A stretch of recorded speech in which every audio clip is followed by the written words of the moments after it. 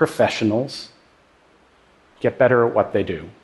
How do they get great? And there are two views about this. One is the traditional view. That is that you go to school, you study, you practice, you learn, you graduate.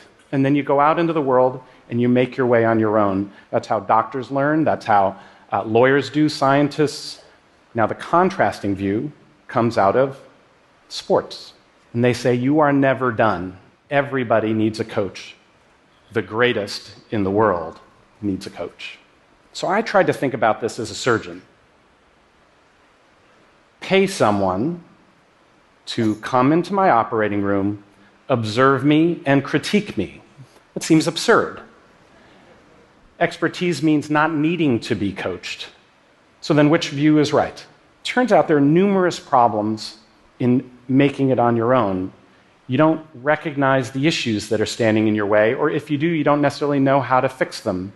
And the result is that somewhere along the way, you stop improving. And I thought about that, and I realized that was exactly what had happened to me as a surgeon.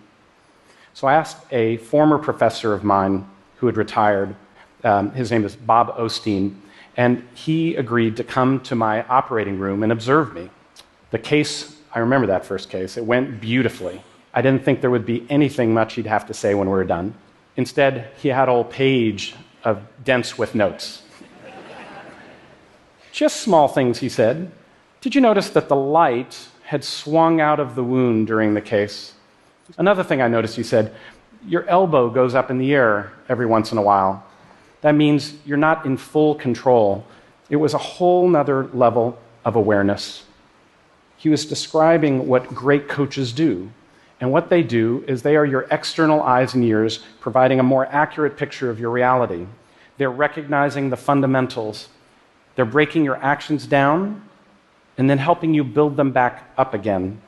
After 2 months of coaching, I felt myself getting better again. And after a year, I saw my complications drop down even further. It was painful. I didn't like being observed. And at times I didn't want to have to work on things. I also felt there were periods where I would get worse before I got better. But it made me realize that the coaches were onto something profoundly important. I think it's not just how good you are now, I think it's how good you're gonna be that really matters.